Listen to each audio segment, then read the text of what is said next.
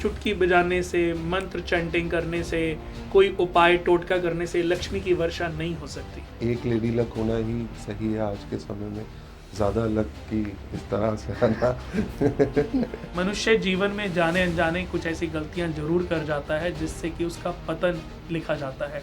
तो ज्योतिष देखा जाए तो यही सजेशन देता है। जब मैं आपके पास आया तो मैं और ताहिरा हम लोग हरिद्वार गए थे, साथ गए थे। साथ गए मछली थे। वाटा वहाँ के आपने जी, उपाय बिल्कुल कराए आता थे। ये जो रत्न है ये आप ही नहीं पहनाए थे, रिंग्स। मेहनत सभी लोग करते हैं, सही समय पे सही मेहनत, ये बहुत बड़ी बात है। वो जो सही समय पे सही जगह मेहनत है वो लक काम करता है। कौन कहता है कि आसमान में छेद हो नहीं सकता? कौन कहता है कि आसमान में छेद हो नहीं सकता? एक पत्थर तो तबीयत से उछालो यारो।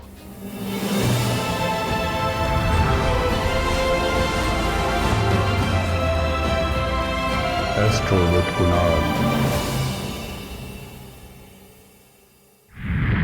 नमस्कार दोस्तों, आज एक बार फिर से हम आपके साथ जुड़े हैं एस्ट्रो विद कुणाल में। तो जैसा कि हमेशा किसी न किसी बड़ी हस्ती के साथ हम हमेशा जुड़ते रहे हैं, तो आज ऐसे ही एक बहुत बड़ी हस्ती बन चुकी उनके साथ हम जुड़ने जा रहे हैं। लेकिन पहले उनके बारे में थोड़ा सा बताता हूँ कि दोस्तों, आपने देखा होगा कि हर व्यक्ति के जीवन में शादी या कोई ना कोई फंक्शन उसके जीवन से जुड़े होते हैं। शादी होती है, नामकरण होता है, बर्थडे होता है, कोई ना कोई फंक्शन जरूर होते हैं। तो ये एक ऐसी इंडस्ट्री बन चुकी है शादियों के।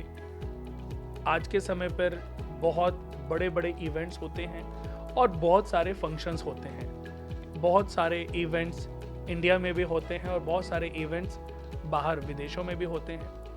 और आज ये इंडस्ट्री कई लाख करोड़ का बिजनेस बन चुकी है।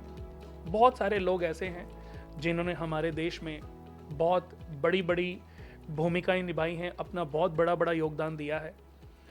ऐसे ही आज जो हमारे साथ जुड़े हैं, उन्होंने भी एक दो पीढ़ियों से बहुत बड़ी भूमिकाएं निभाई हैं। और जब से हमारे दोस्त, हमारे भाई इस इंडस्ट्री में आए हैं, उन्होंने बिल्कुल इस इंडस्ट्री को एक नया रूप, नया मोड़ देने की भी कोशिश की है। तो जुड़ते हैं आज सबसे पहले सुमित कोहली जी से। तो बहुत बहुत स्वागत है सुमित जी आपका। और साथ में साहिरा जी का भी बहुत बहुत स्वागत करूंगा, क्योंकि कहीं ना कहीं आज आपका पिलर बन चुकी हैं, आपकी ताकत बन चुकी हैं। तो साहिरा जी आपका भी बहुत बहुत स्वागत है। तो सबसे पहले तो हम अपने प्रोग्राम को आगे बढ़ाते हैं। जैसा कि मैं चाहता हूं कि हमारे हज़ारों लाखों दोस्त जो दर्शक हैं वो ये शो देख रहे हैं और वो आपसे इंस्पायर हों।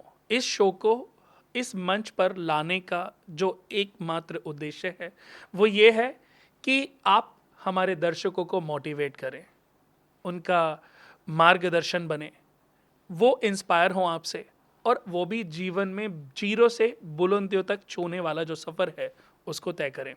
तो सबसे पहले तो मैं चाहूँगा कि आप अपनी जो बचपन की जर्नी है, कि आपका जन्म और आपकी पढ़ाई लाइफ कैसी रही। देखिए कुणाल जी, मेरा जो स्टार्ट है, क्योंकि हम जो हमारी ये कंपनी है ये बहुत पुरानी है, 1974 से है ये कंपनी। हमारे दादाजी ने और मेरे ख्याल से तब तक आपका जन्म भी शायद नहीं हुआ था। नहीं, तो मेरा जन्म 1983 में हुआ था। तो 1974 की एक कंपनी है, हमारे दादाजी ने स्टार्ट किया था, जिसे हमारे बड़ों ने अच्छे से आगे बढ़ाया। डिफरेंस ये कह सकते हैं कि जब मैं शुरू में इनिशियली इसको जब देखना स्टार्ट किया तो ऐसा लगा कि इसके अंदर बहुत सारा स्कोप है, बहुत पर्सनल टच है जो इसमें डाल सकते हैं। क्योंकि लोग इसको बहुत कमर्शियली लेते थे, किसी का फंक्शन बस किसी के फंक्शन की तरह ही महसूस करते थे और वैसे होता था। लेकिन अपने को लगा कि इसको बहुत पर्सनलाइज लिया जाए, कि ये अपना ही फंक्शन है, अपने घर पे है। उस विज़न के साथ इसको ग्रो किया। उस ग्रोथ के अंदर जो सब समय लगा, जो चीज़ें चली वो चली, और स्टार्ट हमने किया बेसिक जो कॉन्सेप्ट्स हैं उनसे स्टार्ट किया। नहीं, आप इस लाइन में कैसे आए? सबसे पहले तो मैं चाहूँगा कि आप अपनी जो पढ़ाई लाइफ कहाँ पे रही और उसके बाद आपने इसको ज्वाइन कैसे किया, वो अगर आप को याद है थोड़ा भी, तो मैं चाहूँगा कि आप उसके बारे में बताएं। तो शुरू शुरू में जब इस तरह के काम होते थे, जब ये सब फंक्शंस वगैरह आपकी होते, एजुकेशन दिल्ली से ही रही या बाहर से? एजुकेशन दिल्ली से ही रही। तो दिल्ली से ही रही एजुकेशन मेरा। एक हम विकासपुरी एक जगह वहाँ रहते थे और वहाँ एक स्कूल था ऑक्सफोर्ड, वहीं से ही रही, वहाँ ओके। से एजुकेशन रही। उसके बाद साउथ कैंपस के अंदर एक कॉलेज है डीसीएसई कॉलेज, उससे मैंने फर्स्ट ईयर सेकेंड ईयर किया। लेकिन मुझे लगता है उसके साथ साथ मैं अपने बिजनेस में आ गया था, क्योंकि उस समय ऐसा लग रहा था कि इसको मेरी शायद ज़्यादा ज़रूरत है। तो ग्रेजुएशन पूरी हुई नहीं हुई, ये आज तक सस्पेंस है, ये आज तक कुछ ज़्यादा क्लैरिटी नहीं है। तो फिर उसके बाद आप अपने बिजनेस में कैसे जुड़े? तो उस दौरान सर, जब अपने बिजनेस के अंदर उस दौरान जब देखते थे ये फंक्शंस वगैरह और ये सब बाहर निकल के देखा कि ये इस तरह फंक्शंस वगैरह होते हैं, तो अपना इंटरेस्ट उसके अंदर था, उसके अंदर जागा तब तक इंटरेस्ट। पापा आपके कर रहे थे? हाँ, तब तक पापा कर रहे थे। तो उसके अंदर इंटरेस्ट स्टार्ट हुआ। और मुझे एक पुराना एक कुछ याद है, तो उस समय बहुत बड़े बड़े प्लेयर्स होते थे जो इसको अच्छे से, हमारे से बहुत अच्छे, तो ऐसा लगता था कि हमें इन सबसे बहुत बड़ा होना है। और ये जो शादी है, देखो इतने लाख करोड़ का बिजनेस है, पूरा इंडिया रिप्रेजेंट करता है। लोग इंडिया में आके, फॉरेन से आके इंडिया में शादियां करते हैं। द ग्रेट इंडियन वेडिंग्स हम लोग देखते हैं कि इतना बड़ा हो चुका है। तो उस समय ये विजन था कि इसको हम अपने लेवल पे, जो मैं अपने लेवल पे इसको जितना बड़ा कर पाऊँ, जितना अच्छा कर पाऊँ, उसको करा जाए। जिसके लिए समय समय पे जो मैक्सिमम चेंजेस हैं वो लाए गए। और आज जो है ये है। देखो, बड़ा तो नो डाउट कि आपने बनाया है, क्योंकि अगर मैं बात करूं दोस्तों, ये बात होंगी करीबन 2004-5 की। तो मैं पहली बार देहरादून से जब दिल्ली में आया था, एक वास्तु विजिट करने के लिए आया था, रोहिणी सेक्टर 13 में। तो उस समय आपको आपका टीवी टावर जी, पे पीतमपुरा टीवी टावर पीतमपुरा में। में जी। एक टेंट लगता था कोहली टेंट के नाम से। जी। तो उस समय मैं तो वास्तु विजिट करने आया था, तो उसके बाद मेरा महीने में एक दो बार आना होता रहता था, और आता था करके चला जाता था। तो एक बार क्या हुआ कि उन्हीं के पड़ोस में उन्होंने मुझे इंट्रोड्यूस कराया था, तो उनके घर में एक शादी थी। तो उन्होंने मुझे बोला कि अगर कुणाल जी ये शाम को फ्री हो तो। मैंने कहा शाम को तो मैं वापस देहरादून जा रहा हूँ। कि नहीं, एक शादी है और बहुत बढ़िया शादी है, आप अटेंड करो। मैंने कहा बढ़िया। मैंने कहा नॉर्मल शादियाँ जैसे हमारे देहरादून में, मेरठ में, क्योंकि मेरी क्वालिफिकेशन तो मेरठ से हुई है, तो मैंने कहा ऐसे ही। कह रहे कोहली टेंट में शादी है। तो मैंने कहा कोहली टेंट क्या है? कह रहे उन अगर वहाँ पर शादी है ना, तो सोचो वो टॉप शादी होती है, मतलब लोगों की, मतलब उनके कहने का तात्पर्य ये था कि अगर उस जगह का इनविटेशन हमें मिला है तो ये बड़ी बात होती थी, गर्व की बात होती थी कि जिसने हमें कार्ड भेजा है, वो जो फंक्शन है वो कोहली टेंट में कर रहे हैं, तो इसका मतलब वो बहुत बड़ी, उसको कोई मिस नहीं करता था। तो उन्होंने ऐसे मुझे बोला, तो मुझे याद है कि ये सोच करके मैंने अपनी बस की टिकट छोड़ी, और मैंने वो पहली शादी आपके यहाँ, तब तो खैर मैं आपको, आपके फाद किसी को जानता भी नहीं था, और ये सोचा भी नहीं था कि एक दिन देखो आपके साथ ऐसे हम एस्ट्रो विद कुणाल में शो कर रहे होंगे। तो ये हमारे लिए भी, मेरे लिए भी बड़े गर्व की बात है कि एक ऐसी महान हस्ती के साथ हम जुड़े हुए हैं। तो और वाकई जब मैं उस वेन्यू में गया तो मैं यही सोच रहा था कि ऐसी भी शादियां होती हैं। इट्स एन क्योंकि ऑनर कुणाल जी, क्योंकि ऐसा एक्चुअली हमेशा से नहीं था। सबसे पहले जब लोग फंक्शंस करते थे तो उस समय का कल्चर डिफरेंट होता था। तब लोग अपने घर पे, घर के अंदर, घर के रिलेटिव्स और इस तरीके का माहौल होता था, जो थोड़ा सा और एडवांस हुआ। बट हाँ, हम लोग कह सकते हैं आप, इसलिए गेम चेंजर रहे कि हम लोग ने अच्छे डिज़ाइनर्स, अच्छे आर्ट डायरेक्टर्स, मुझे अच्छे से याद है जिस समय दिल्ली के अंदर या दिल्ली के आसपास जो डिज़ाइनर्स आते थे, बड़े बेसिक फीसेस और बेसिक सिस्टम से करते थे। उस समय मुंबई के आर्ट डायरेक्टर्स जो फिल्म डिज़ाइन करते हैं, तो उन लोगों से मैंने मीटिंग करी, और उस मीटिंग करके पहली दफ़ा एक पूरा सेंट्रली कवर्ड बहुत बड़ा वेन्यू रेडी हुआ, जिसको सब उमराव के नाम से जानते हैं।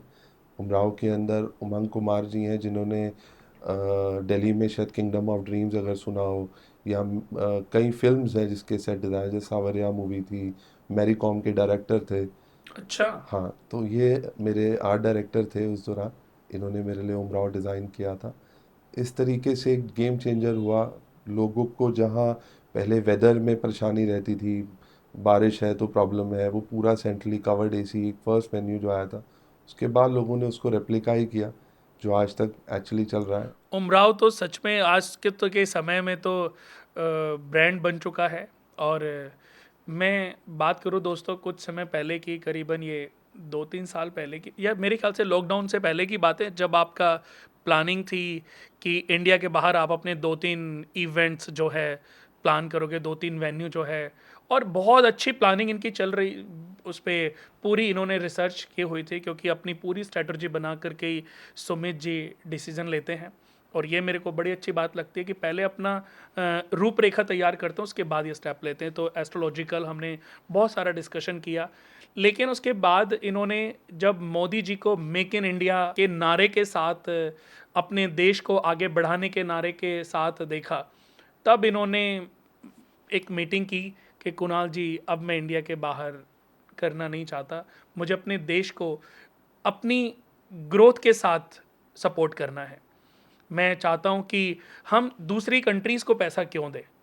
तो ये बात मेरे को आपकी बहुत अच्छी लगी कि आप मोदी जी के उस नारे के साथ भी आपने बहुत बड़ा रोल प्ले किया, और आप उसके बाद आपने इंडिया के अंदर ही, जैसे कि दोस्तों इनका जो ब्रांड है, इनकी जो कंपनी है, वो की इवेंट्स के नाम से है, लेकिन ऐसा कोई व्यक्ति नहीं होगा जिसने उमराव का नाम ना सुना हो। एयरपोर्ट के बाहर मेन रोड पे जो आज के समय पे इंडिया का सबसे लग्जरी शादी की जगह है, जो कि मतलब जिसने भी शादी अटेंड की होगी तो वो जानता होगा कि वाकई वो एक ऐसा वेन्यू है जो कि शायद उनको दूसरा कभी देखने को मिलेगा भी नहीं, मिलेगा पता नहीं। हालांकि देखो, एक स्टेप के बाद दूसरा स्टेप भी आता है, दूसरे के बाद तीसरा भी आता है।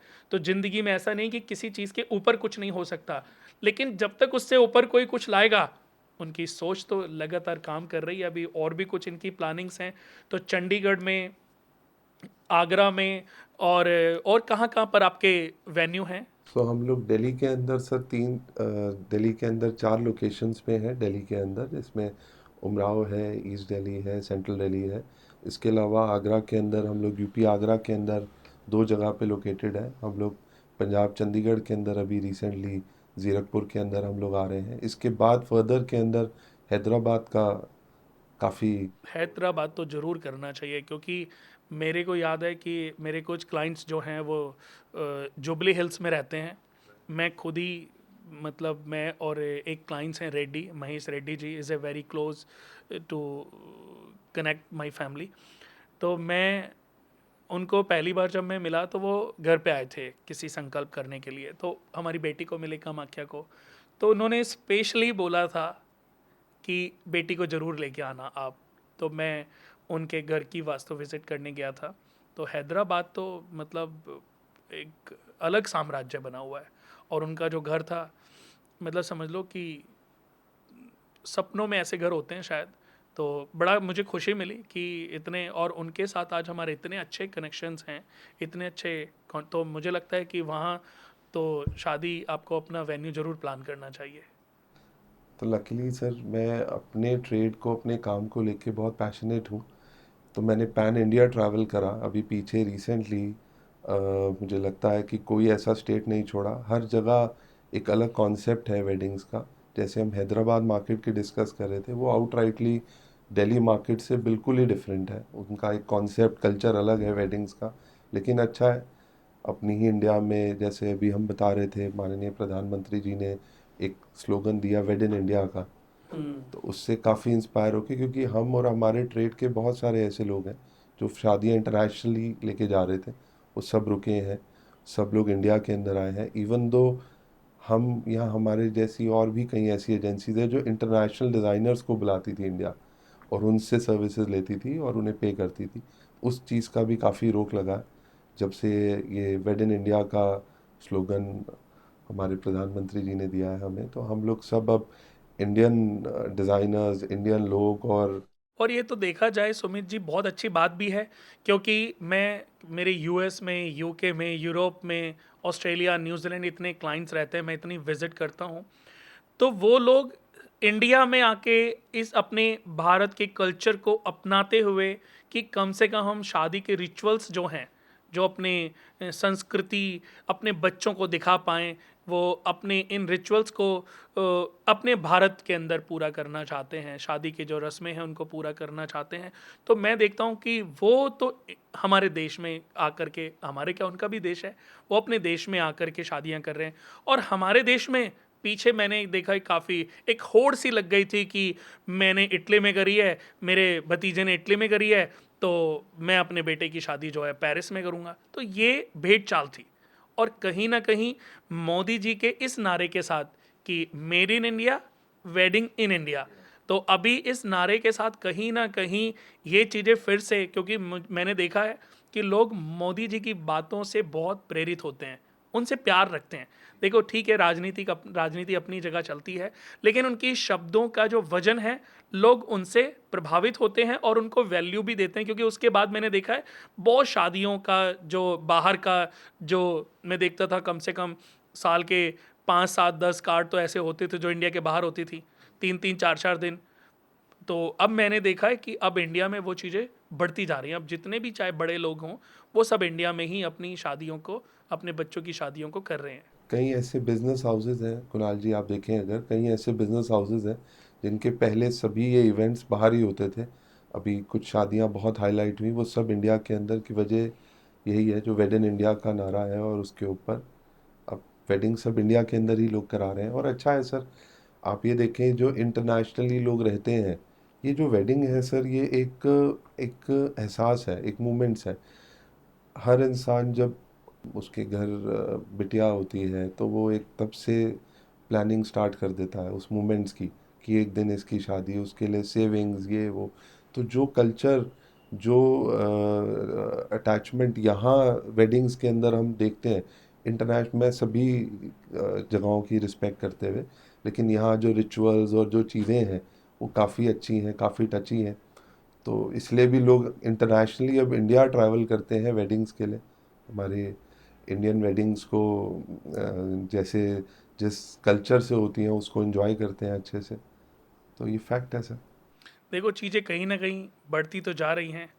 और आपकी पत्नी का, क्योंकि देखो आपका पिलर तो आपने खुद ही कई बार बताते भी हो, अभी पीछे हम दुबई में मिले थे तो बहुत सारे लोगों के बीच में बैठे हुए थे, तो तब भी एक भैया ने कि आपकी तरक्की का अगर मेन कारण मूल त्रिकोण क्या रहा, तो आपने हंसते हुए अपनी पत्नी की तरफ देखा, तो उन्होंने कहा कि जब से पिलर मुझे मिला मैंने पीछे मुड़ के ही नहीं देखा। मुझे लगता है लेडी लक के बिना तो वैसे भी पॉसिबल नहीं है, लेकिन एक लेडी लक होना ही सही है आज के समय में, ज़्यादा लक की इस तरह से आना। बहुत अच्छी बात है। तो दोस्तों अभी हम साहिरा जी को इंट्रोड्यूस करेंगे। साहिरा जी भी ऐसा नहीं कि सिर्फ हाउस वाइफ हैं, इनके लिए इनकी बैकबोन ज़रूर हैं, लेकिन वो भी अपने बच्चों की नज़र में एक प्रेरणा स्रोत बनना चाहती थी कि कल को उनके बच्चे जब उनको देखें तो ये ना बोलें कि मम्मी आपने कुछ क्यों नहीं किया। और उनका, एक बार मैंने इनसे जब सवाल पूछा तो उन्होंने बोला कि कुणाल भैया मैं सही बताऊं तो अपनी बेटी की वजह से मैंने ये निर्णय लिया था, क्योंकि मेरी बेटी कल को जब आगे बढ़ेगी तो हमेशा उसको ये पता होगा कि कितना चाहे स्ट्रगल क्यों ना रहा हो, कितनी घर में मेहनत क्यों ना रही हो, पर फिर भी मेरी जो मदर हैं वो अपने बिजनेस को उन्होंने खुद से डेवलप किया। तो दोस्तों इन्होंने अपनी इन्वेंशन, अपना माइंड थॉट्स, अपनी अपनी अब सलाहकार तो क्या होगा कि आदमी डिस्कशन तो ज़रूर किसी से करता है, तो इन्होंने TLF के नाम से अपना एक ब्रांड बनाया हुआ है। बहुत लोग उस ब्रांड को तो जानते हैं, लेकिन ये नहीं जानते होंगे कि वो साहिरा जी की है।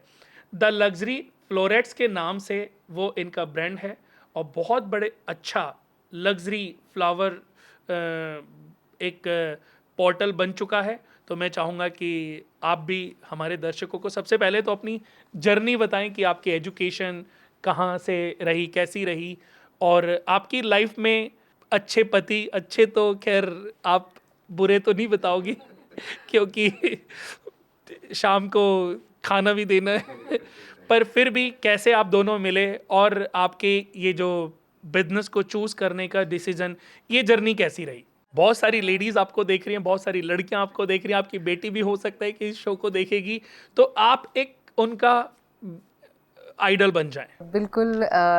ये जो कंपनी है TLF, ये एक फ्लावर और गिफ्टिंग कंपनी है।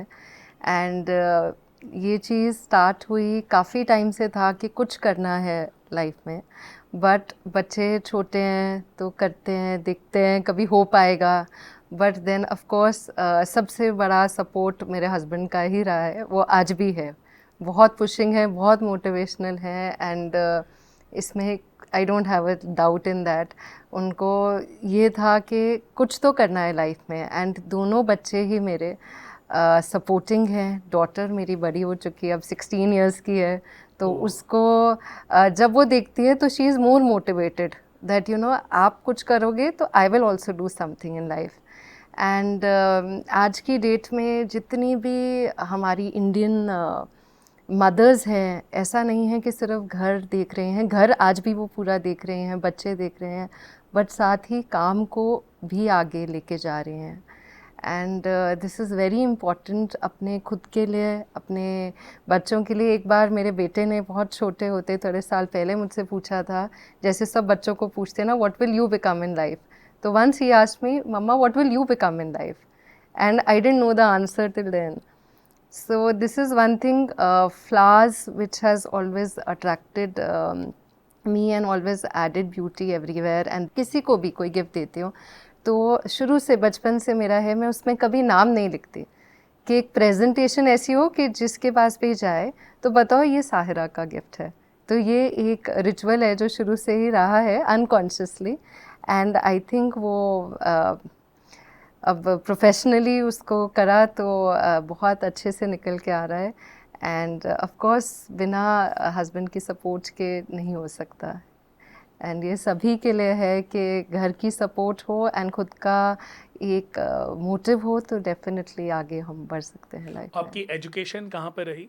मेरी मॉडर्न स्कूल वसंत विहार दिल्ली में ही रही। एंड ऑफ कोर्स मॉडर्न का सुमित जी सुनते रहे ना आप। नहीं, अगर मॉडर्न स्कूल का बहुत बड़ा हाथ है एक पर्सनालिटी शेप करने का। आई थिंक एवरी मॉडर्नाइट जो बच्चे हैं सब में ये स्कूल में है कि शुरू से ही तो ही ये नंबर 1 होता था, एक समय तो बहुत अच्छा नाम। और आज भी है, ऐसा नहीं है, आज भी है, बिल्कुल है। और modern is not only for education but एक ओवरऑल पर्सनालिटी शेप करने के लिए जो लाइफ लॉन्ग बहुत ज़रूरी है। तो बिल्कुल उसका रहा है सब।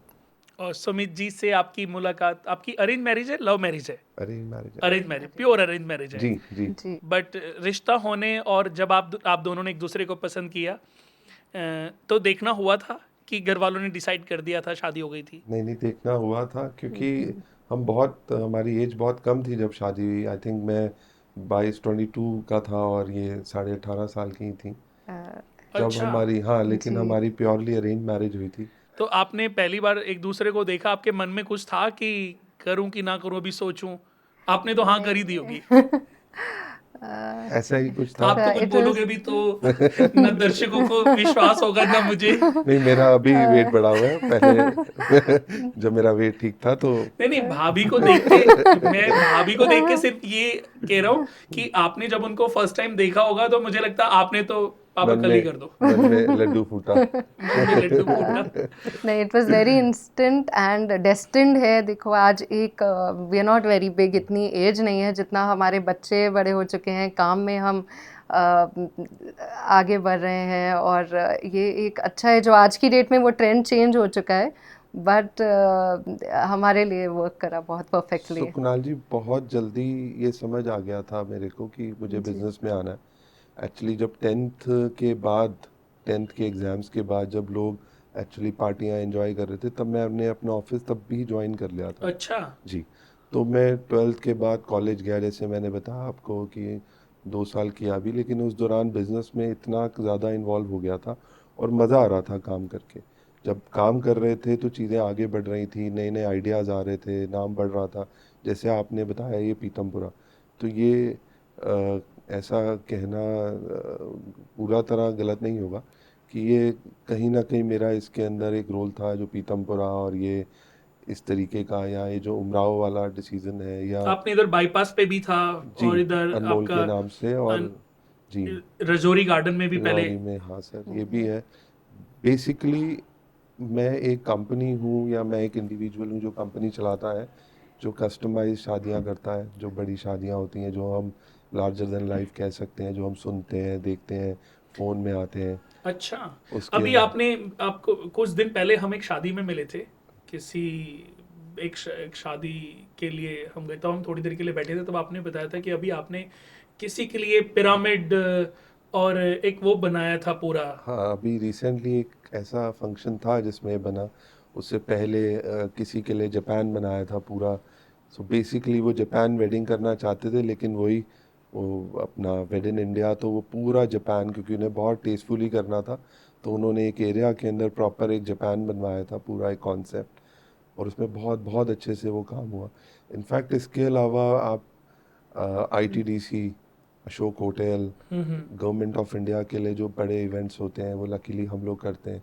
इवन अगर आप 15th अगस्त रेड फोर्ट, तो वो हाँ हाँ, जितना इंफ्रास्ट्रक्चर है, लकीली वो कई साल मेरी कंपनी ने, हम लोगों ने किया है, उसमें सारा इंफ्रास्ट्रक्चर हम लोग तो बहुत क्लोजली ये मैंने। तो बहुत बहुत बड़ी अपॉर्चुनिटी, बहुत बड़ी बात है। मुझे अगर आप नहीं बताते तो शायद इस बारे में हमारे तो बहुत दर्शकों को, क्योंकि हम भी देखते हैं कि उनके लिए बहुत बढ़िया इवेंट हो रहा है, बहुत बढ़िया फंक्शन हो रहा है, बट उसके पीछे कौन सी टीम काम कर रही है ये कई बार पता नहीं होता। तो हम कई मिनिस्ट्रीज से पैनल्ड हैं, और we are panel vendor of few ministries, and जो भी गवर्नमेंट के लिए कई इवेंट्स होते हैं या ये सब, we are the organisers, we are the actually one जो शो रन करते हैं उसके अंदर। ओके। तो ऐसा है, तो इट्स नॉट जस्ट कि ओनली वेडिंग्स या ऐसा कुछ, तो we are into all these sectors and all these segments, and we are actually expanding in pan India, we are trying to expand actually.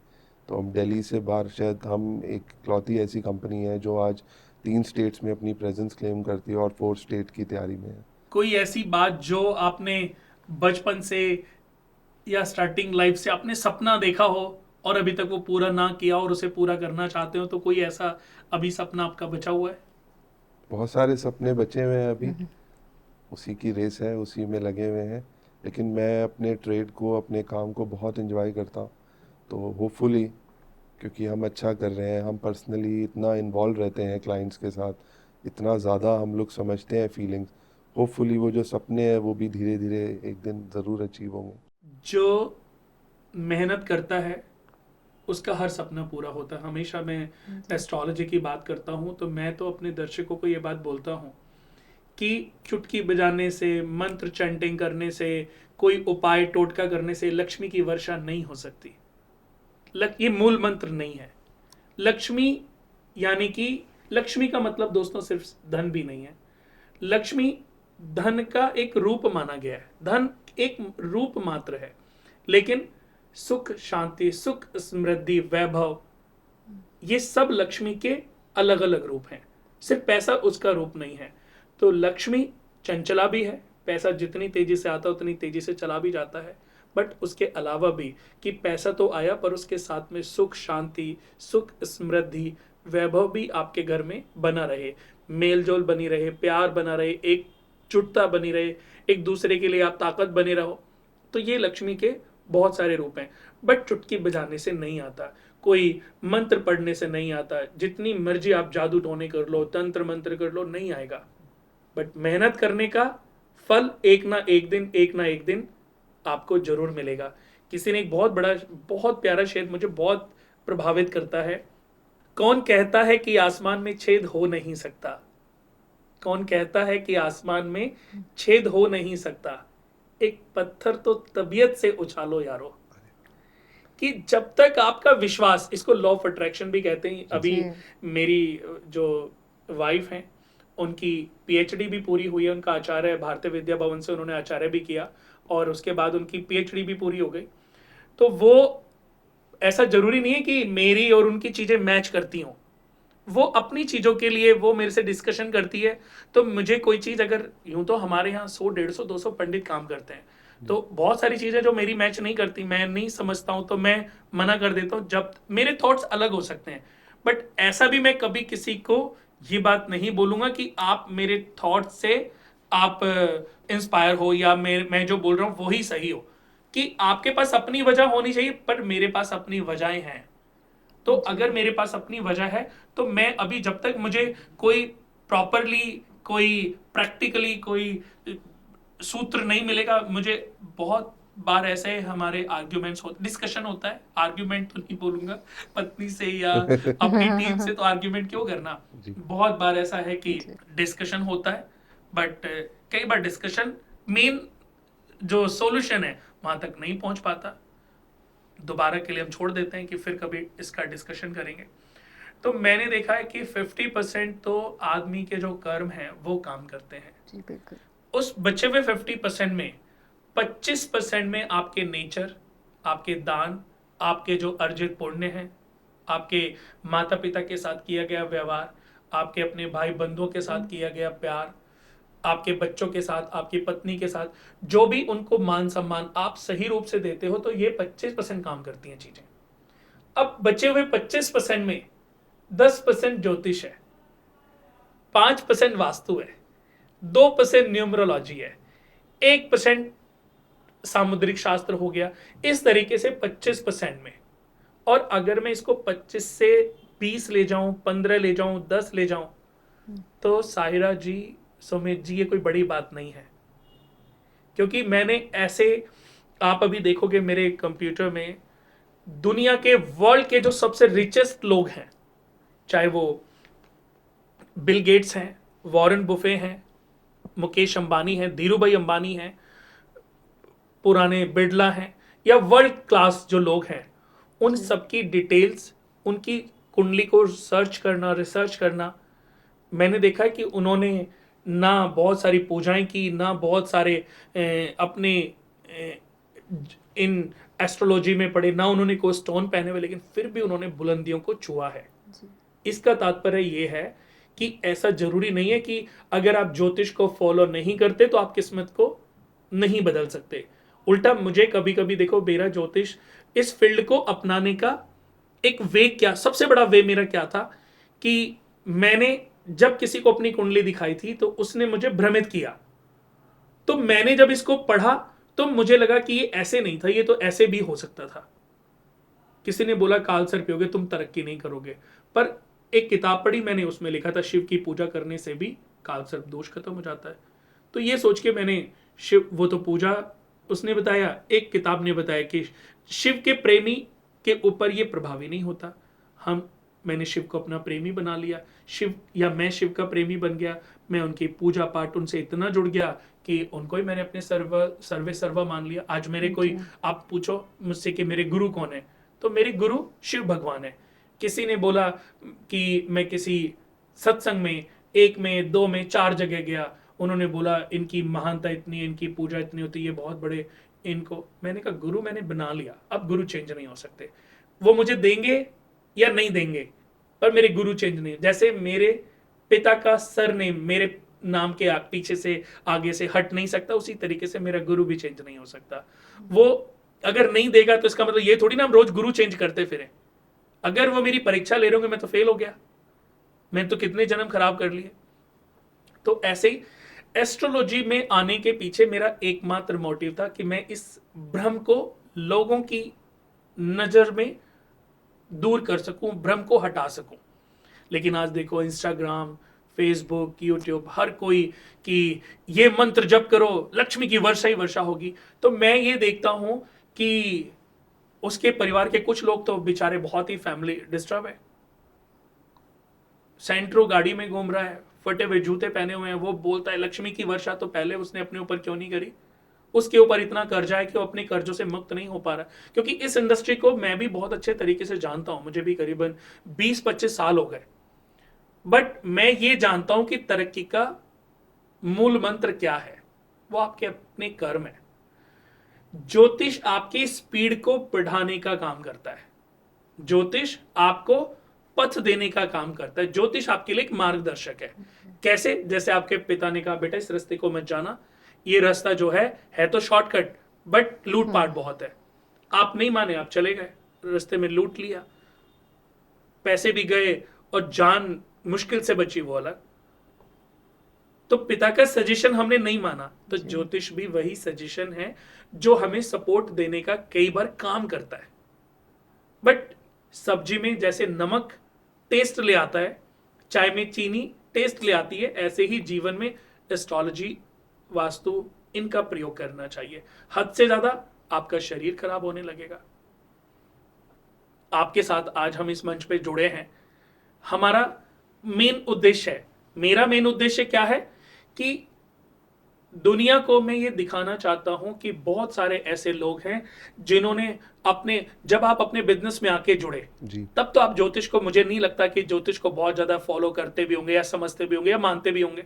नहीं, उस समय तो नहीं, नॉलेज ही नहीं होगी। नॉलेज ही नहीं तो थी। क्या ऐसा कहना सही है कि आपको ज्योतिष की नॉलेज नहीं थी तो उस समय आप तरक्की नहीं कर रहे थे, उस समय बहुत डिस्टर्ब लाइफ चल रही थी?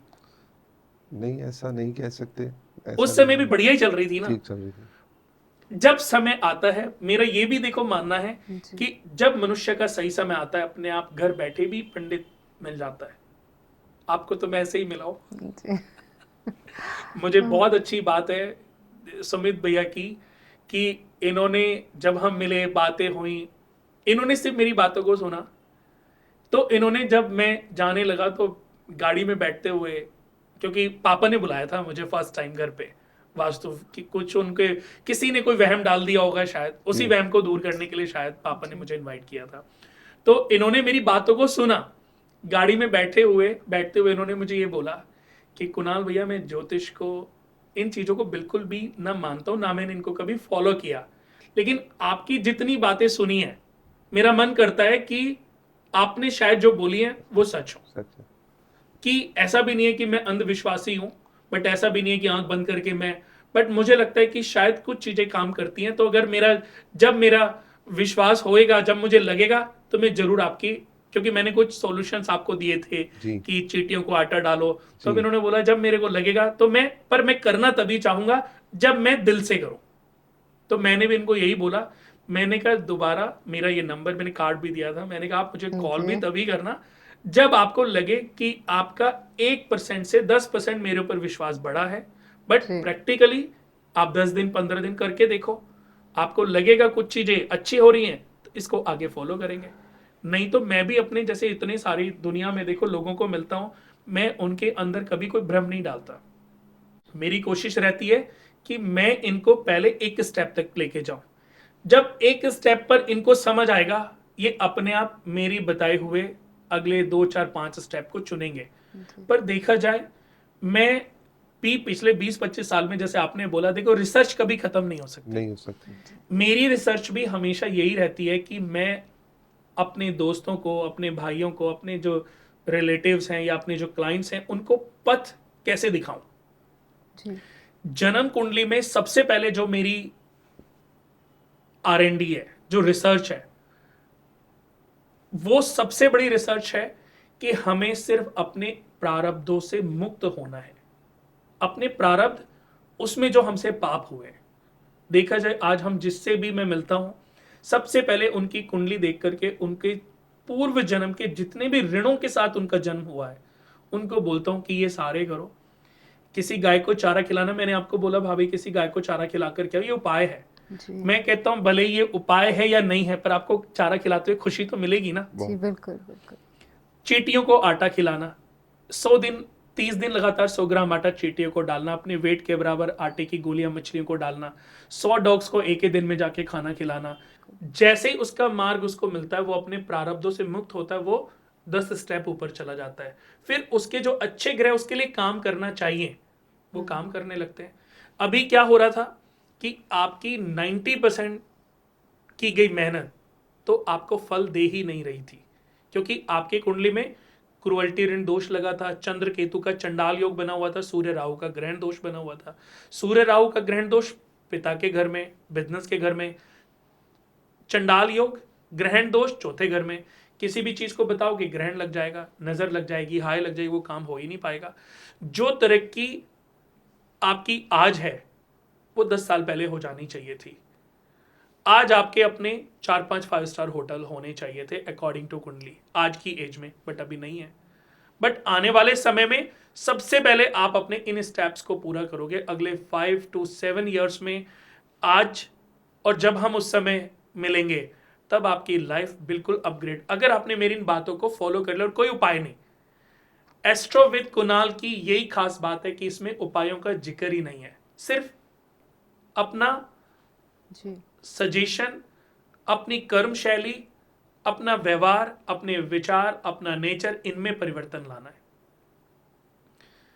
आपकी पत्नी आपके लिए वाकई पूजनीय है। आप तो शायद मजाक में ही मुझे बोलते होंगे, बट आपकी कुंडली में देखो 7th हाउस का जो मालिक है वो अपने से 9th हाउस बैठा है। 9th हाउस किसका हुआ? भाग्य का, जिसमें ब्रह्मा जी वास करते हैं। तो आपकी पत्नी ब्रह्मपुत्री है। अब ब्रह्मा जी अभी प्रकट हो जाएं, साथ में उनके एक लड़की भी हो, तो आप सिर्फ ब्रह्मा जी को प्रणाम करोगे कि दोनों को करोगे? दोनों को ही। क्योंकि देवी है ना वो भी। जी। अब वो पुत्री आपकी पत्नी बन गई तो क्या अब प्रणाम बंद हो जाएगा? मैं फिर से बात कर रहा हूं कि आप अपनी पत्नी को इतनी इज्जत मान सम्मान दो कि लक्ष्मी भी प्रकट हो जाए एक दिन और बोले कि इतनी पूजा तो तूने कभी मेरी भी नहीं की। इससे आपको सम टाइम ये समझ आ जाएगा कि आपका जो 7th हाउस और चतुर्थ हाउस के मालिक हैं बृहस्पति, वो इतनी तेजी से जागृत होगा, इतनी तेजी से वो एक्टिव होगा, जो कि आपको बहुत सारे सुख और बहुत सारे जीवन में सफलताएं देने लग जाएगा। आपने व्हाइट पुखराज पहना क्योंकि बृहस्पति तीसरे घर में बैठा है, चौथे सुख भाव का मालिक है, राशि का मालिक है। पत्नी डे टू डे, पत्नी 7th हाउस से देखी जाती है, per day to day income भी 7th हाउस से देखी जाती है, पार्टनरशिप 7th हाउस से देखी जाती है, मृत्यु भी 7th हाउस से देखी जाती है। बहुत दर्दनाक मृत्यु होना बुढ़ापे में देखा तो होगा ही ना, कि कुछ लोगों की मृत्यु बहुत अच्छी होती है कि एक क्षण में प्राण निकल जाते हैं और मोक्ष मिल जाता है, लेकिन बहुत लोगों की मृत्यु बेड पे बहुत लंबी बीमारियों के बाद। तो वो 7th हाउस उसमें बहुत बड़ी भूमिका निभाता है। तो जो व्यक्ति अपने पार्टनर को जितना दुखी करता है उतना उसको सम टाइम अपने इसी काल में अंत समय में उस कष्ट को भोगना पड़ता है। मतलब ये बहुत बड़ा साइंस है। एस्ट्रोलॉजिकल तो हम बात कर रहे हैं, बट एस्ट्रोलॉजिकल भी कैलकुलेशन है, साइंस है। आपको मैं जो बात बोल रहा हूं आप प्रैक्टिकली मेरे से पूछ सकते हो कि ऐसा क्यों। आपके पास 10 5 स्टार होने चाहिए थे तो आप पूछ सकते हो क्यों होने चाहिए थे। क्योंकि आपकी कुंडली में सूर्य 10th घर में बैठे हैं, जो कि कुल दीपक योग बनाए हुए हैं, और साथ में मंगल भी बैठे हैं, लेकिन साथ में राहु की वजह से ग्रहण लगे, यानी कि आपकी 90% ग्रोथ को वो खा रहे हैं। उसके लिए हमने उस समय वो सूर्य विष्णु यज्ञ किया था, हरिहरात्मक हवन किया था, शॉर्ट प्रोसीजर। उसी में हमने वो सिक्का, मछली, वो सारे दान किए थे ताकि इस जन्म के लिए आपको उन दोषों से मुक्ति मिल जाए। अभी आपके ऊपर मंगल, इसमें देखिए जैसे 6 नंबर है, 2 3 5 6 7 लकी नंबर है। Wednesday, Thursday, Friday is very good day. 9 number, red colour, Tuesday always avoid करना है। रेड कलर आपने, आपका कन्या लगन है, मेरा भी कन्या लगन है, हम दोनों की 80% चीजें सेम है। तो आपकी कुंडली में सबसे अच्छी बात तो देखो यही है कि ये योगों को प्रबल करने के लिए दोष रिमूव होने थे। अभी आपके ऊपर जो दशा चल रही है वो मंगल की चल रही है, और मंगल की दशा आपके ऊपर खत्म होगी 2028 में।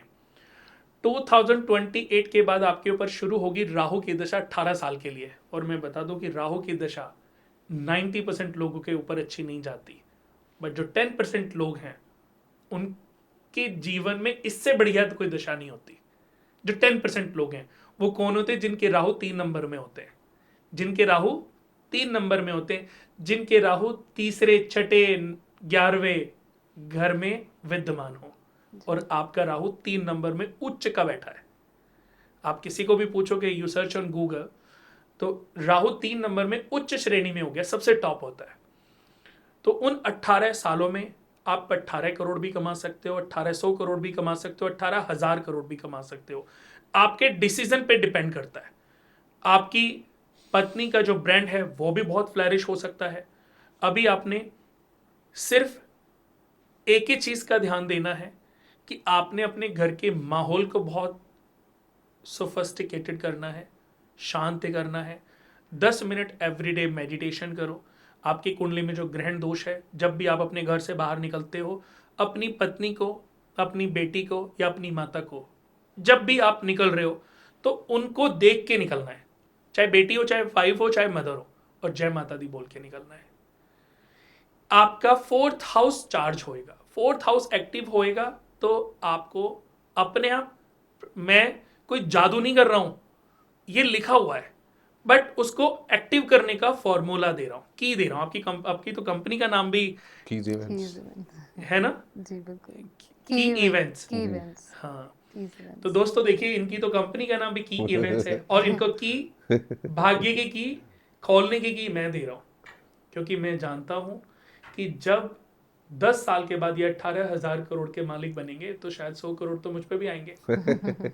और ये हैं दानवीर, क्योंकि इन्होंने ऐसे कुछ इन्होंने चीजें पूछी थी, और जब हुई तो इन्होंने मुझे वो दिया जो मैं, मतलब अभी बता तो नहीं रहा हूं, लेकिन मेरी एक्सपेक्टेशन से भी ऊपर था।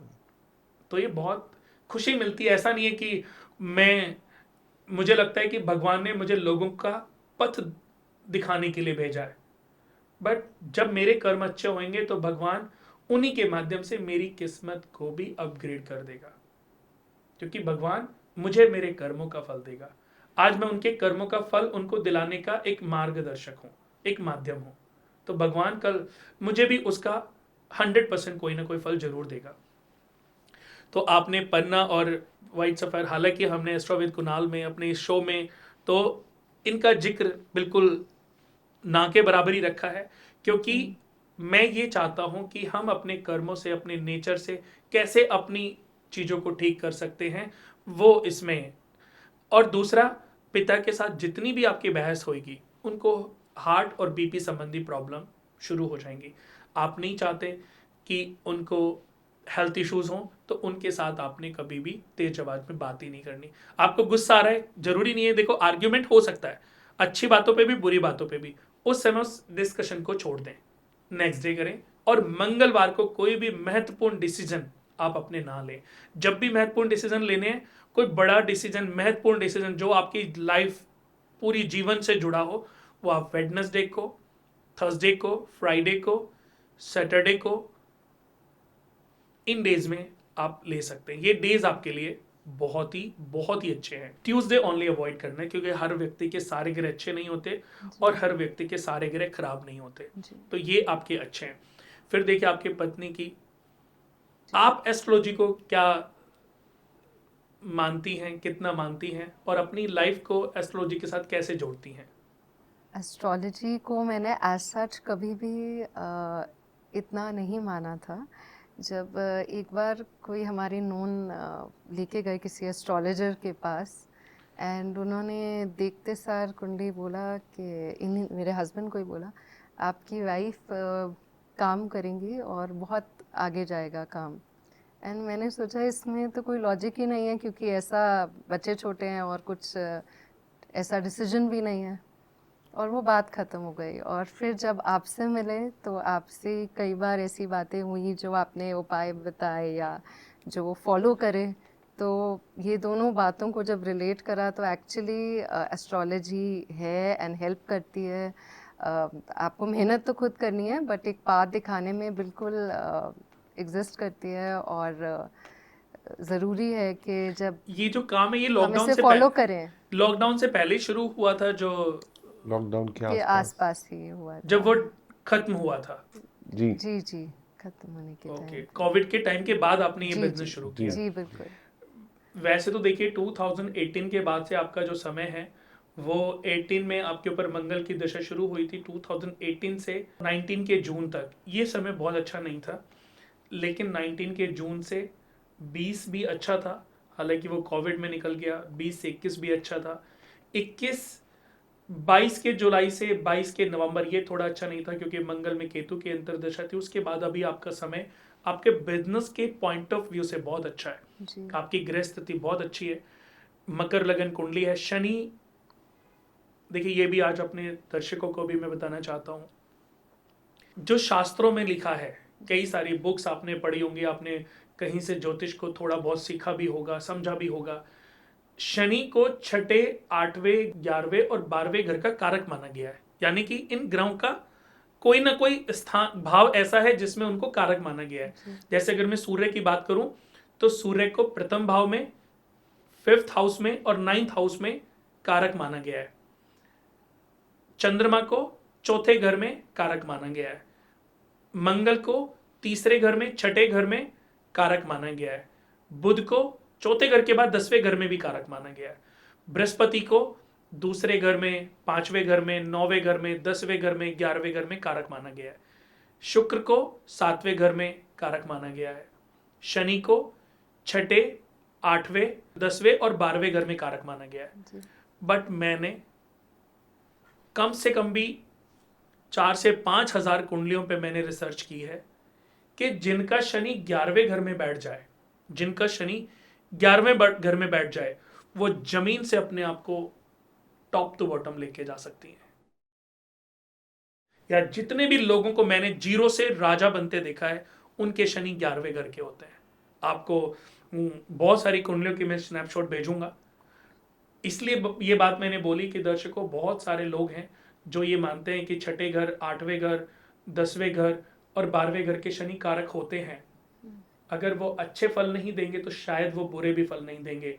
लेकिन जब जब उनकी वो स्थितियों पे डिपेंड करता है, वो राशि पे डिपेंड करता है। बट आपका शनि 11वें घर में बैठ जाए, चाहे वो मित्र राशि में हो, चाहे शत्रु राशि में, चाहे उच्च राशि में, चाहे नीच राशि में हो, उस व्यक्ति को जीवन में कम से कम 10 अपॉर्चुनिटीज उसके जीवन में ऐसी जरूर मिलती हैं कि वो अपने आप को दुनिया की टॉप मोस्ट ऊंचाइयों तक ले जाने की क्षमता रख सके। तो आपका शनि जो है वो लग्नेश है, जहां से आपका स्वस्थ स्वभाव देखा जाता है। शनि बहुत शांत और विनम्र ग्रह भी हैं। जब तक कोई इनको नहीं छेड़े वो किसी को कुछ नहीं कहते। शनि कहते हैं अपने कर्म ऐसे कर कि मुझे तुझे कष्ट देने की जरूरत ही ना पड़े। जब हम पापों को इतना बढ़ा देते हैं तो ये भगवान इन ग्रहों के माध्यम से ही हमें कष्ट देते हैं। तो शनि आपका एकादश भाव में बैठा, ये अपने आप में एक राजयोग कारक स्थिति है। आपके पति भाव के जो मालिक हैं वो 12वें घर में बैठे हैं। आपके पति का हर साल बहुत लॉस होता रहेगा, खर्चा बहुत होता रहेगा। जब भी आपकी शादी हुई, उस डेट के 1 महीने के अंदर सिर्फ आप इनके साथ एक विदेश ट्रिप करके आया करो। चाहे आप दुबई जाओ, चाहे सिंगापुर जाओ, चाहे आप किसी भी जगह, सिर्फ आप गए, चाहे 1 दिन बाद वापस आ गए, आपके लाखों करोड़ों के लॉस खत्म हो जाएंगे। और आपने खर्चा तो किया, लॉस तो हुआ, पर कहां हुआ? आप घूमने पे गए, होटल में रुके और वापस आ गए, अपने ऊपर खर्चा किया। तो ये आपने मेरी बात जरूर ध्यान देनी है कि शादी के 1 महीने के अंदर या आपके बर्थ डेट के 1 महीने के अंदर आप अपनी विदेश यात्रा जरूर करें, और दोनों साथ में करें। तो आप दोनों के लॉसेस जो हैं, आप अगले 5 साल देखोगे आपके लॉस ही नहीं हुए। उसके बाद बृहस्पति चौथे घर में बैठे, फैमिली डिवोटी बहुत, आप अपने फैमिली को सबसे ऊपर रखती हो, फिर अपने बिजनेस को, और फैमिली से भी ऊपर शायद आपके लिए आपके हस्बैंड ही हैं। पति से आपको बहुत ज़्यादा प्यार है। तीसरे घर में राहु बैठे हैं। राहु तीसरे घर के कारक माने गए हैं, अच्छे माने गए हैं। और राहु की तीसरे घर की जो स्थिति है, व्यक्ति को बहुत तीक्ष्ण बुद्धि देती है कि बहुत जजमेंट पावर आपकी बहुत अच्छी है कि आपके सामने कोई 10 मिनट बैठ जाए, आप उस आदमी की पूरी नेचर को जज कर लेती हो, और वो जजमेंट 100%, चाहे जब भी आप उसका फल निकालोगे तो आप पाओगे कि 100% आपने जो जजमेंट की वो 100%। सिक्स सेंस पावर भी कह सकते हैं उसको, कि आपकी सिक्स सेंस पावर जो है बहुत अच्छी है। शनि आपके बहुत अच्छे, केतु आपके भाग्य। कभी कभी जब इनकी बर्थ डेट आए, आपके बच्चों की बर्थ डेट आए, कुछ ना कुछ दान जरूर, अपने हाथ से कुछ ना कुछ दान जरूर किया करो। कभी केले दान कर दिया, कभी किसी अंधों के आश्रम में आपने आटा भेज, जरूर। ये जो दान है, ये आपके पूरे परिवार के जितने भी कष्ट हैं उनसे आपके परिवार को बचा के रखेगा। क्योंकि केतु 9th हाउस में बैठे हैं। 9th हाउस केतु का दान का भी हाउस है। तो दान करने से आपके घर के ऊपर कोई कष्ट प्रबल नहीं होंगे। सूर्य, मंगल, बुध, शुक्र, पानी ज्यादा पिया करो। यूरिन इन्फेक्शन, हड्डियों की प्रॉब्लम, पाइल से रिलेटेड गायनिक इश्यूज और पीसीओडी की प्रॉब्लम, या पाँव से रिलेटेड कोई प्रॉब्लम, ये कभी ना कभी आपको लिटिल बिट हो सकती है, क्योंकि आपके सूर्य, मंगल, बुध, शुक्र बैठे हैं। बट आपकी कुंडली में बुध छठे घर के मालिक होकर के 8वें घर में बैठे, सूर्य 8वें घर के मालिक होकर के 8वें घर में बैठे। 2 विपरीत विमल योग, विपरीत सरल योग आपकी कुंडली में बने। 3 विपरीत राजयोग होते हैं, उनमें से 2 विपरीत राजयोग आपकी कुंडली में बने हुए हैं। तो आपने एक तो बहुत अच्छा डिसीजन ये लिया कि आपने अपना बिजनेस शुरू किया, और बिजनेस फ्लावर से रिलेटेड, क्योंकि बिजनेस के मालिक शुक्र हैं, और फ्लावर्स, डेकोरेशन, क्रिएटिविटी, ये सब वीनस के अधीन आती हैं। और वीनस आपके 10th घर के मालिक होकर के 8वें घर में बैठे, ये भी अपने आप में बहुत अच्छी पोजीशन है। अपने से 11वें बैठे हैं, यानी कि एक समय आएगा कि बहुत अच्छा नेम फेम ये बन चुका होगा, बहुत अच्छा ब्रांड, और एक दिन चल रहा होगा कि आप इसका आईपीओ लॉन्च करो। तो आपको इस पे बहुत फोकस करना है और बहुत ध्यान देना है जी। जब भी आपके पति घर से बाहर जाते हैं, अपने हाथ से कुछ भी इनको मिश्री या दही या कुछ भी मीठा, इनके चाहे 2 चीनी के दाने इनके मुंह में डालने, और इनको हमेशा हंसी खुशी विदा। उस समय चाहे जितनी मर्जी आपको इन पे गुस्सा आ रहा हो, जितनी मर्जी लड़ाइयाँ हो, इन्होंने आपको खर्चा दिया हो या ना दिया हो, लेकिन जब ये निकले अपने मूड को बिल्कुल शांत करो और खुश होकर इनको विदा करो। आप हर साल देखते जाओगे कि आप दोनों कितनी तरक्की कर रहे हो। बहुत सारे ऐसे सपने हैं जो शायद अभी पूरे नहीं हुए हैं, जो शायद अभी आपने वो देखे भी नहीं, भविष्य में देखोगे। बट मैं आपकी कुंडली से जानता हूं कि वो सपने क्या होने चाहिए, क्या होंगे, और उनको पूरा करने के लिए मैं चाहता हूं कि आपको 10 साल इंतजार ना करना पड़े। अगले 2 साल में, 3 साल में आपके वो सपने पूरे हो जाएं। तो ये मूल मंत्र मैंने एस्ट्रोलॉजी का दिया है। ज्योतिष मनुष्य के जीवन में एक सारथी का काम करता है। जैसे युद्ध अर्जुन ने किया, लेकिन बहुत बड़ी भूमिका कृष्ण भगवान की थी। तो ऐसे ही ज्योतिष एक बहुत बड़ी भूमिका है, बट इसको सही रूप से लें। 2 चुनाव बहुत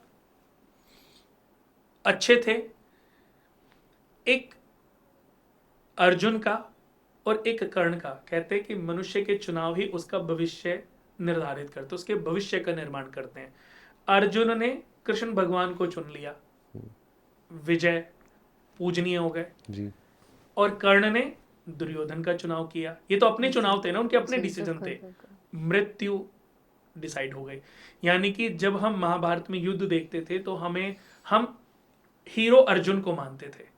जैसे पिक्चर देखते हैं तो हम लास्ट में, जब पिक्चर खत्म होने से पहले विलेन तो मरता ही है, लेकिन हम यही तो देखना चाहते हैं कि अब हीरो आएगा और इसको गोली मार दे, इसको ऊपर से नीचे गिरा दे इसने, क्योंकि हम हीरो को विजय दिलाना चाहते हैं, क्योंकि हमारा माइंडसेट है। तो अर्जुन हीरो बन गए हम सबकी नजर में, क्योंकि उन्होंने सत्य को चुना। कर्ण असत्य को नहीं चुना उन्होंने, लेकिन उन्होंने अपने दोस्त को चुना, और दोस्त उनका पाप से भरा हुआ था, उसका घड़ा फूटना था। कृष्ण जी ने बार बार उसके चुनाव डिसीजन को बदलने के लिए उसको समझाया, लेकिन वो नहीं माने। कि उसने बोल दिया कि मुझे मृत्यु, हालांकि कर्ण जैसे दानवीर कोई हुआ नहीं, कर्ण को पता था मेरी मृत्यु होनी है, पर फिर भी उसने कहा कि उसने उस समय पर मुझे चुना जब मुझे किसी ने नहीं चुना था। हालांकि उसने तो अपने मतलब के लिए चुना था, दुर्योधन ने अपने मतलब के लिए, क्योंकि उसको अर्जुन से बड़ा कोई योद्धा चाहिए था, तो उसका तो मतलब था। बट कर्ण उसके उस स्वार्थ को जानते हुए भी पूरे जीवन उसका साथ देते रहे। तो ज्योतिष हमारा ये सजेशन भी है कि हमारे सही चुनाव हमें मिले, उसमें भी बहुत बड़ी भूमिका निभाता है। तो बहुत बहुत खुशी मिली आज आप हमारे इस शो में आए, और बहुत अच्छा हमारा शो रहा। और आगे भी बहुत बड़ी जब सक्सेस स्टोरी लिखी जाएंगी तो उसमें आप दोनों की स्टोरी भी होंगी। तो हमारा जैसे अभी सीज़न 1 चल रहा है, फिर सीज़न 2, सीज़न 3, तो 10 सीज़न करने के बाद हम अपने 10 सीज़न में से जो टॉप मोस्ट स्टोरीज होंगी उनको फिर से आमंत्रित करेंगे। बहुत अच्छा लगा। आज के लिए बस इतना ही, दोबारा मिलेंगे। थैंक यू, थैंक यू, नमस्कार, थैंक यू।